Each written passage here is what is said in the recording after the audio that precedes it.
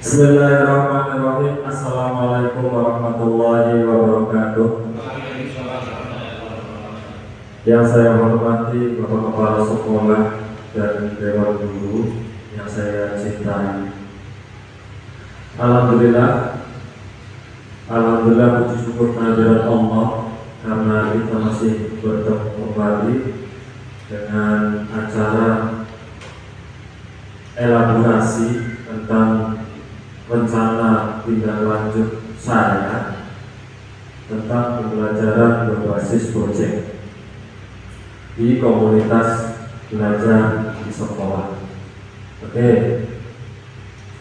Bapak Kepala Sekolah mohon izin, saya bukannya menggurui ataupun saya seakan-akan bisa. Kita di sini berkolaborasi, berelaborasi. Saya memiliki proyek yang harus Bapak-bapak pahami agar proyek saya ini berjalan dengan lancar, efektif, dan tentunya untuk anak-anak yaitu menyenangkan. Kadang-kadang gini Pak, membuat suatu proyek tentang permainan apapun kalau tidak berelaborasi mungkin agak kurang. Pemikiran satu kurang, harusnya apa? 3 pemikiran lebih untuk proyek ataupun permainan ini semakin menarik. Karena pengalaman dari Bapak Ibu Guru sangat menentukan saya untuk cara evaluasi seperti apa, cara seperti ini seperti apa, untuk menunjang pembelajaran yang menarik itu seperti apa, berpusat pada peserta didik seperti apa. Mungkin Bapak-bapak bisa memahami itu dan juga punya pengalaman yang banyak tentang itu karena saya sedang belajar di pengembangan kompetensi guru PJOK Pak Bu. Jadi saya lagi belajar bagaimana cara menjadi guru PJOK yang tidak dipandang sebelah mata.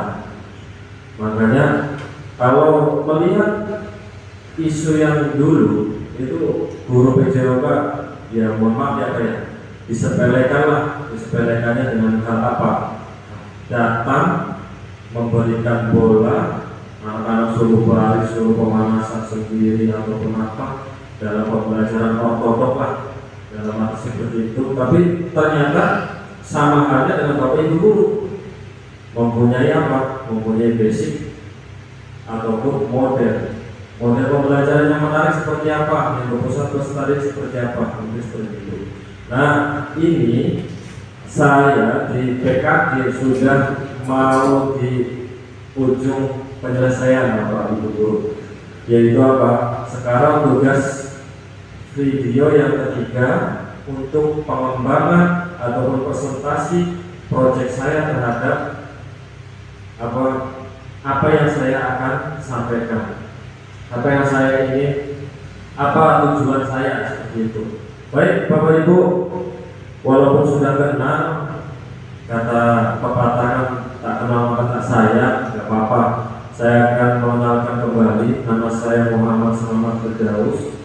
Saya pemangku guru PJOK di UPTD SD 2 Jambe. Saya Bapak Ibu Guru memiliki proyek yang namanya Main di Bali. Mungkin dari skema judul saja Bapak Ibu menelaah, tapi sudah saya kasih di bawahnya. Main itu permainan, di itu modifikasi, ba itu bola, dan li itu voli. Kenapa saya mengambil bola voli? Karena dilihat dari skematis, dilihat dari apa latar belakang sekolah, nanti saya jelaskan di latar belakang. Nah, fokus saya itu permainan yang dimodifikasi, yaitu voli. Yaitu apa? Dari bola voli menjadi voli mini, seperti itu Pak. Dan slogan saya yaitu senang bergerak, sehat sepanjang hayat. Jadi orang yang bergerak pasti sehat sampai hayat atau tua nanti, insya Allah. Saya di PKDP JOK kelas 4 Bapak Ibu Guru, Kabupaten Indramayu tahun 2024 sekarang. Langsung Pak, slide. Nah, latar belakang ini ada sejarah dulu. Permainan bola voli pertama kali ditemukan oleh William G.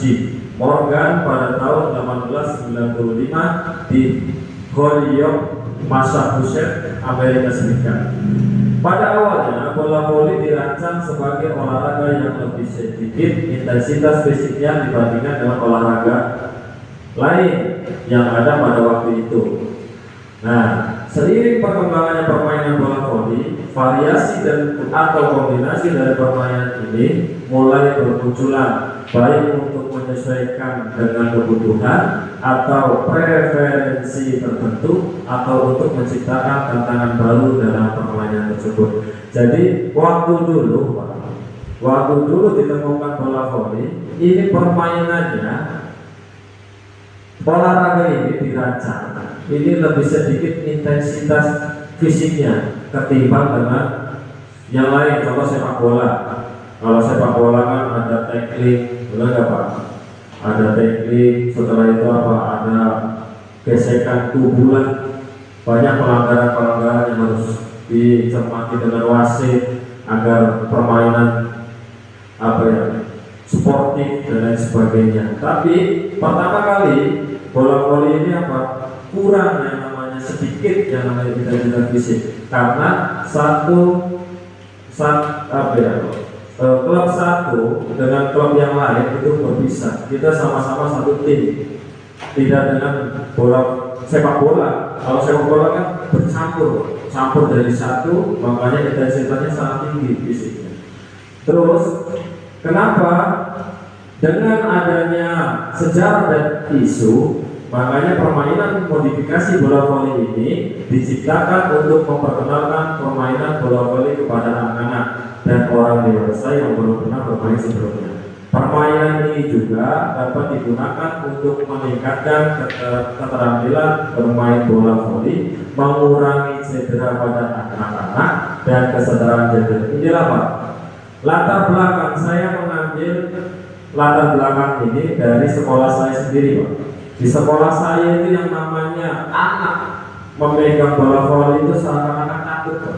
Takutnya karena posisi bolanya yang berat menurut anak-anak waktu peserta didik berat, jadi di tangan itu seakan-akan sakit. Sedangkan kalau kayak kita memainkan bola voli karena sudah terbiasa, mungkin tidak terasa sakit. Tapi mungkin anak-anak kan berbeda fisiknya. Kadang-kadang apalagi sekarang adanya gadget lah, ataupun di rumah banyak bermain dan sebagainya, makanya pengenalannya masih kurang. Makanya saya di sini menciptakan suatu produk atau proyek. Nah, proyek pengembangan dari bola voli ke modifikasi agar satu anak itu bisa memainkan permainan bola voli, bukannya bola saja, bukannya atletik saja, dan lain sebagainya. Makanya saya pengen pengenalan tentang bola voli. Lanjut Pak. Oh iya, sebelum balik lagi Pak. Di sini juga saya bertujuan memodifikasi bola voli ini agar mengurangi cedera pada anak-anak. Kadang-kadang anak SD itu kan Bapak Ibu tahu bahwasanya seenaknya dewek lah bahasanya, seenaknya sendiri, disuruh seperti ini. Kadang-kadang satu orang, dua orang tidak mau, yang lain mau, gitu kan. Jadi saya pengen anak-anak itu bisa saya awasi, saya sebagai fasilitator bisa mengawasi anak-anak, bertujuan satu, agar anak-anak melakukan permainan modifikasi ini dengan benar sesuai aturan dan mengurangi cedera. Terus yang kedua gini Pak, kebanyakan sekarang kesetaraan gender Pak. Yang main poli rata-rata apa? Orang laki-laki. Kenapa yang perempuan nggak sakit dan lain sebagainya? Nah, kalau ada kesetaraan gender ini bertujuan apa? Agar anak laki-laki dan perempuan ini bisa memainkan permainan bola voli dengan cara memodifikasi. Apa yang dimodifikasi? Seperti 1. Lapangan, 2. bolanya, 3. netnya, 4. orang satu tim pada permainan tersebut. Yang bola voli yang biasanya 6 jadi 4 atau 2 atau 3. Nah, di situ contoh 4, 2 laki-laki, 2 perempuan, agar kesetaraan gender ini tidak akan terjadi seperti itu, Pak. Lanjut, Pak. Nah, tujuan program ini saya buat yaitu terwujudnya siswa yang berakhlak mulia, bugar, sehat, dan gembira. Terus menekankan pembelajaran melalui pengalaman nyata dan situasional. Jadi saya inginkan anak ini walaupun sehat badannya, tapi memiliki akhlak yang baik ataupun iman yang kuat agar menjadi orang yang lebih baik lagi yang akan datang. Terus pembelajaran ini pengalaman nyata untuk anak-anak, sehingga anak-anak itu tidak coba kalian mengamati video ataupun mengamati di TV. Nah, anak itu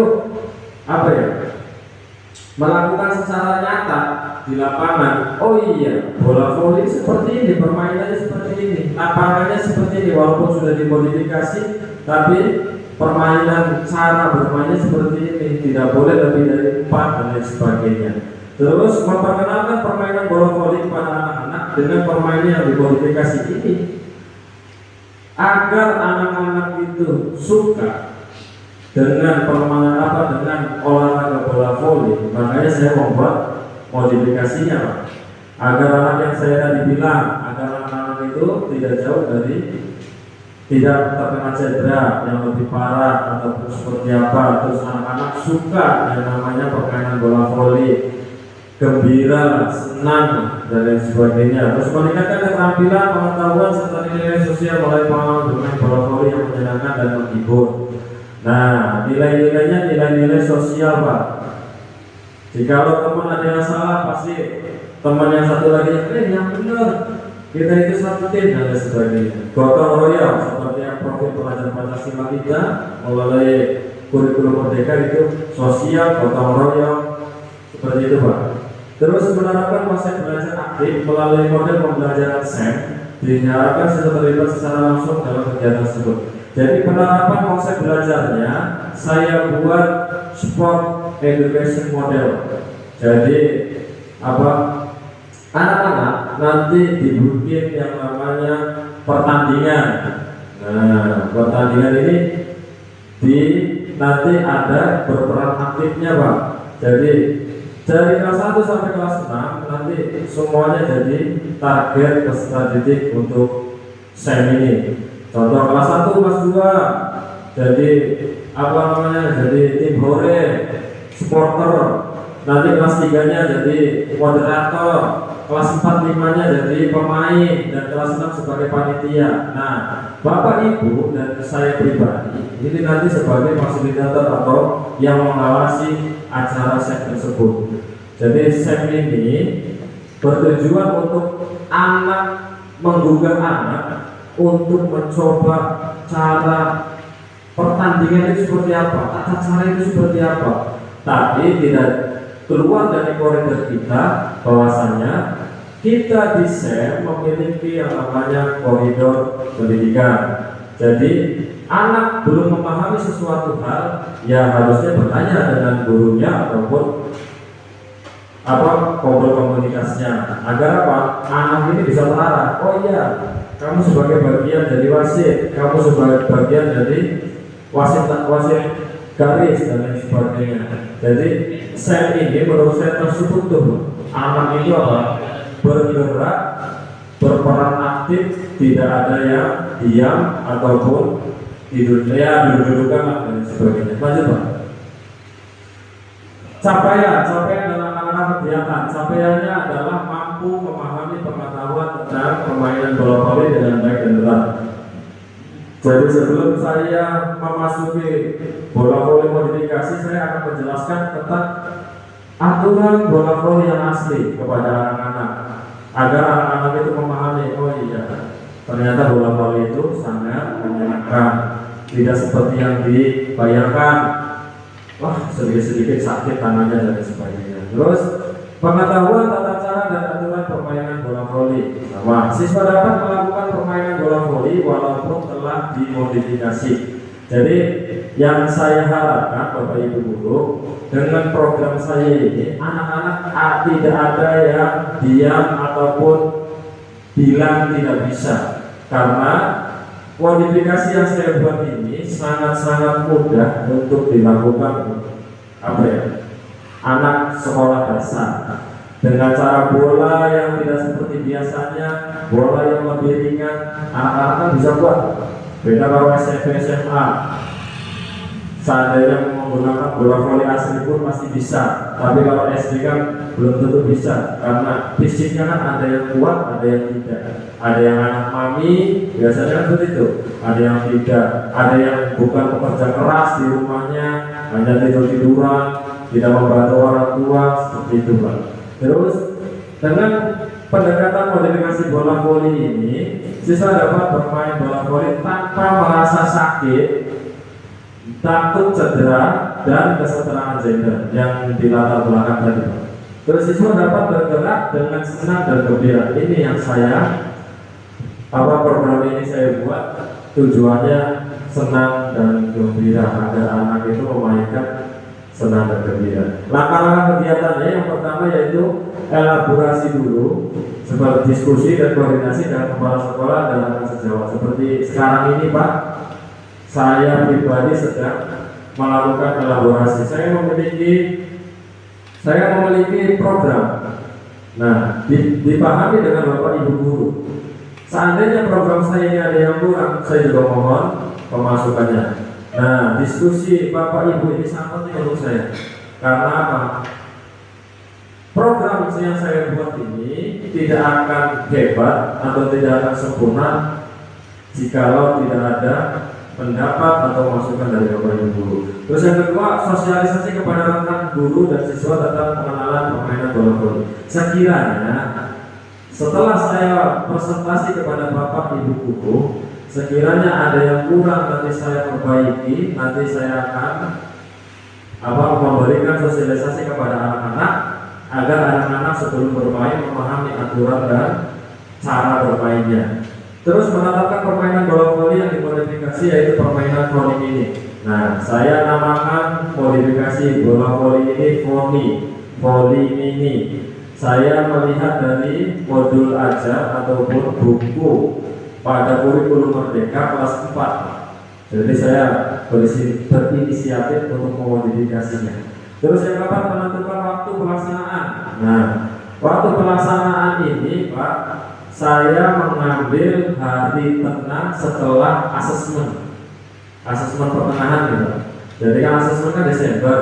Nanti kan jikalau setelah asesmen biasanya kan ibaratnya masuk, diberikan tugas ataupun seperti apa, banyak kekosongan lah, dalam arti karena gurunya pun mempersiapkan rapor.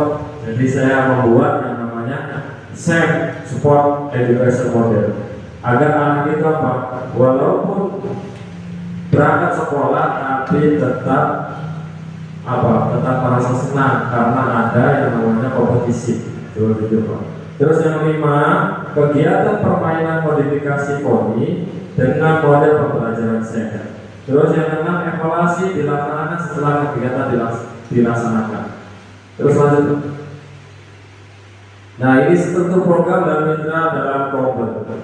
Nah, Bapak Munawir Sajali SPD ini sebagai kepala sekolah di UPTD SD Jati. Nah, ketua komunitasnya Ibu Yud Irmayauti SPD, guru kelas 6 Bapak Hari Laksono SPD, dan saya sendiri guru PJOK yang Selamat Firdaus. Mitra komponernya, komunitas belajarnya yaitu saya lihat dari ases basic thinkingnya. Pertama, aset manusia. Aset manusia seperti kepala sekolah, guru-guru, dan peserta didik yang akan melakukan SEM. Fisik, lapangan sekolah, ruang kelas, dan sosial. Kenapa ruang kelas? Untuk elaborasi dan sosialisasi Pak. Terus sound system untuk membantu suara agar keras, agar terdengar oleh semuanya. Oke, terus sosial, wali murid dan pedagang. Jadi saya ingin lingkungan sekolah pun menjadi bagian. Ya, kadang-kadang kan kalau ada pertandingan kan pasti orang lain kan lingkungan sekolah pasti ingin menonton. Jadi kita sosialisasikan sekalian dengan wali murid dan pedagang. Terus politik ini koordinasi saya, kebijakannya dari Bapak Kepala Sekolah untuk melaksanakan SEM ini ternyata disetujui, Pak. Terus finansial, penggunaan anggaran untuk alat permainan, terus musik, kebersihan dan fasilitas lapangan. Sebelum itu lanjut, Pak. Nah, ini kapasitas sekolah kami, sekolah UPTN Sdn Jambe.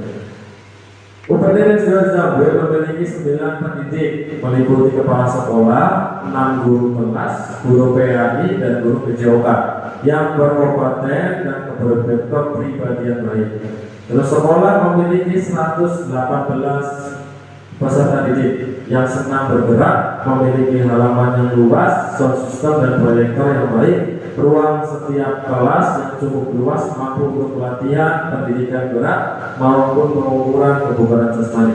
Jadi yang Bapak Ibu tahu, jikalau di luar sedang hujan, pasti saya pribadi izin sama kepala sekolah akan melaksanakan senam pendidikan gerak di ruangan seperti itu, dan juga pengukuran kebugaran jasmani kepada anak. Terus sekolah memiliki program khusus pembiasan karakter baik. Jadi sekolah memiliki pembiasan karakter yang baik, seperti kalau hari Jumat ngaji Yasin bersama-sama, kalau istirahat pertama semuanya sholat duha, terus sholat duhur, dan praktek-praktek yang lain yang khusus, programnya khusus pembiasan karakter baik. Lanjut, Pak. Nah, ini rencana evaluasi, Pak. Jika nanti kita sudah melakukan SEM, nanti rencana saya untuk mengevaluasi itu yang pertama melakukan evaluasi tujuan pembelajaran dan berkolaborasi dengan kepala sekolah, komunitas belajar. Komunitas belajar ini guru dari kelas 1 sampai kelas 6 dan guru PAI. Dan ada masukan yang didapat kita tampung dan dengan mewawancarai peserta didik dari berbagai sudut pandang. Jadi untuk saya sendiri membuat evaluasi ini, saya akan berelaborasi, berkoordinasi ataupun berkolaborasi dengan kepala sekolah, guru-guru sejawat, dan juga masukan dari kepala sekolah dan guru-guru itu keuntungan untuk program ini agar menjadi lebih sempurna. Nah, dan juga kita pun tidak lupa mewawancarai murid. Apa keinginan murid? Apakah yang saya buat program ini dalam pandangan anak peserta didik itu sangat antusias, sangat senang atau tidak? Seperti itu, Pak. Jadi, Pak, enaknya seperti ini. Ya kita tidak mentah-mentah seakan-akan tidak menerima masukannya peserta didik, tidak, tapi untuk mempertimbangkan, Pak, seperti itu. Terus membuat umpan balik dan refleksi dalam program perencanaan, pelaksanaan dan pengelolaan pembelajaran bersama kepala sekolah, guru dan peserta didik. Yang ketiga, evaluasi kinerja tim dan kepanitiaan. Terus yang keempat, membuat pengembangan perbaikan perubahan dalam membuat tindak lanjut. Jadi setelah saya membuat pengembangan perbaikan, saya membuat perbaikan dari program yang saya presentasikan dengan Bapak Ibu guru. Kalau ada kekurangan saya langsung perbaiki, Pak. Seandainya saya mewawancarai murid-murid, ada, Pak, jangan seperti ini, Pak, saya tidak suka, Pak, soalnya ini dan lain sebagainya. Harusnya lapangannya dikecilkan lagi, Pak. Harusnya netnya kita bikin dari plastik, Pak, dari tali plastik dan lain sebagainya. Nanti kita masukkan itu, saya tampung untuk memperbaiki diri. Terus lanjut, Pak. Nah, ini kemungkinan tantangan dan solusi yang akan dihadapi, Pak. Saya sudah mengandai-andai seandainya SEM ini dilaksanakan nanti pada minggu kedua bulan Desember, kemungkinan tantangan dan solusinya yang akan dihadapi. Yang T ini tantangan, Pak. Yang S ini solusinya. Yang pertama, tantangan yang pertama, waktu kegiatan yang padat dan terbatas karena waktunya hanya dikasih 1 minggu setelah asesmen sumatif. Jadi saya bagaimana caranya ini membuat suatu program komunitas belajar ini memiliki suatu program yang baik. Yang pertama yang mudah dilakukan, yang ketiga itu apa? Anak bisa tergembira itu seperti apa? Jadi saya benar-benar merancang perencanaan dan ini dengan sebaik-baiknya. Jangan lupakan peserta didik yang mempraktekkan agar di perjalanan saya tidak ada yang cedera. Jadi saya bagaimana perencanaannya sematang mungkin. Makanya kenapa harus presentasi dengan Bapak Ibu guru? Yang pertama yaitu agar menentukan ini program ini harusnya seperti apa agar nyaman, terus aman, senang untuk siswa. Dan sosialisasi jadwal kegiatan jauh-jauh hari. Jadi seandainya 2 minggu bulan Desember, jadi saya sosialisasi dari awal bulan Desember seperti itu, Pak. Sebelum sumatif, sebelum asesmen, saya sudah sosialisasi kepada anak-anak dan Bapak Ibu guru nanti yang perbaikannya dan juga lingkungan sekolah. Terus yang kedua, tantangannya itu kelengkapan alat. Kami di sini karena latar belakang sekolah saya ini kan Bapak tahu sendiri kan, Bapak Ibu guru tahu sendiri alatnya kurang. Jadi saya akan berkolaborasi dengan peserta didik. Jadi memodifikasi alat-alatnya itu, seperti itu, minimalisir segala hal. Terus yang tantangan yang ketiga itu keberagaman tingkat antusias siswa. Nah, rancangan dikemas agar menarik dan menyenangkan sesuai dengan minat, bakat, dan kebutuhan. Ini didapat dari saya mewawancarai peserta didik dan perbaikan dari Bapak Kepala Sekolah dan guru-guru rekan sejawat atau pembeli. Lanjut, Pak. Nah, terima kasih. Mungkin ada masukan ataupun apa, Pak, tentang permainan modifikasi bola voli ini atau voli ini ada masukan atau tambahan untuk memperbaiki program saya ini? Ada? Kenapa?